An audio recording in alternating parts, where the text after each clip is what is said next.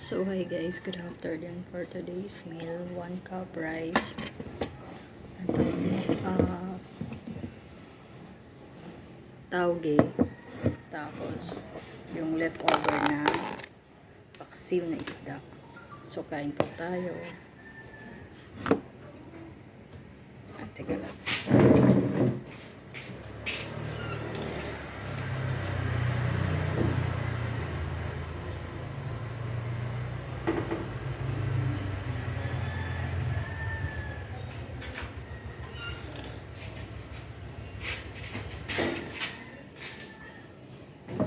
Dahil naghugas ako ng kamay, dahil magkakamay ako for today.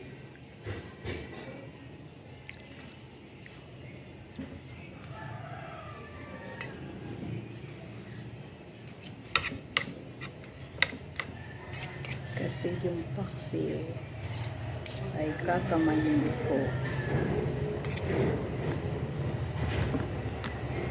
Yan.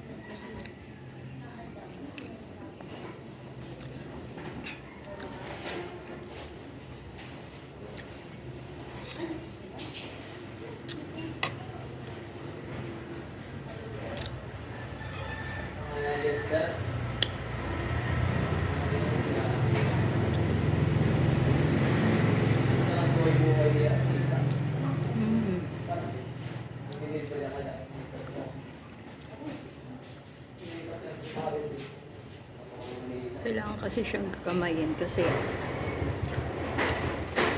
yung ano niya, yung isda maliliit. So kailangan siyang kamayin.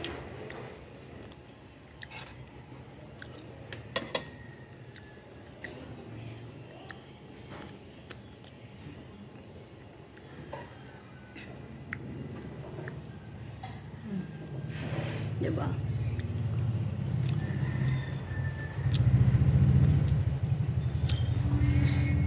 Nung yung pinaksiw ko to Saturday nung gabi, Sunday kahapon, Monday ngayon, meron pa rin. Ganun. Kasi para sa akin as a students, hindi kasi kailangan na lagi masarap yung ulam. Hindi kasi ako mahilig bumili sa labas ng ulam. Minsan lang kasi mas prepared ko magluto kasi mas makasave ako. Tapos kung ano yung gusto ko, yung niluto ko, yung kinakain ko. Tapos yung mga condiments at ibang ingredients, mas nakokontrol ko siya kung ano yung ilalagay ko, ano yung hindi ko gusto ilalagay. Kagaya nitong ano, itong tauge. Itong tauge, yung inilagay ko lang toyo, tapos oyster sauce. Yun lang. Hindi na ako naglagay ng magic sarap o ano pa. Yun lang. Tapos corned beef. Tsaka yung lason at sibuyas.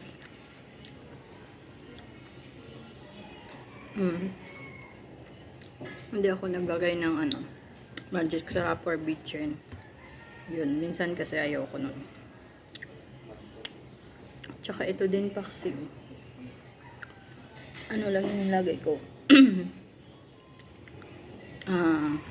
Dinamihan ko lang siya ng luya at saka may siling haba.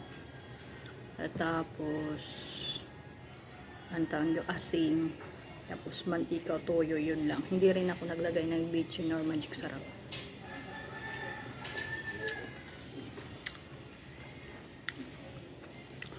Kasi hindi rin maganda sa katawan yung maraming tawag nito sa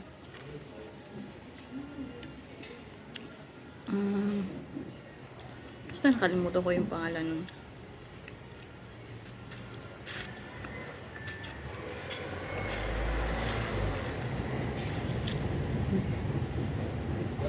Kasi pag marami kang maglagay ng bitchin o magic sarap, kahit anong seasoning, yung neurons ng brain mo, yung brain cells mo, mamamatay siya, mapabawasan. Instead of millions or billions yun, kukunti-kunti siya kasi mamamatay siya to ng dahil lang sa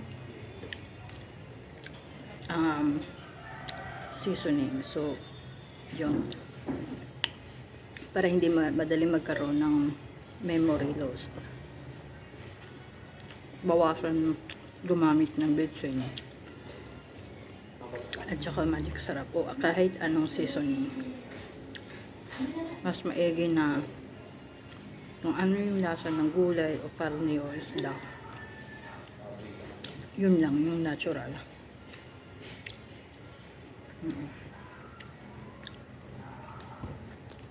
Kasi mas mainam yung kaysa gumamit ng ibang alternative na condiments.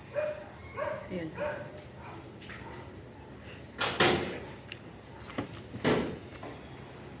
Yun lang po. Bye-bye.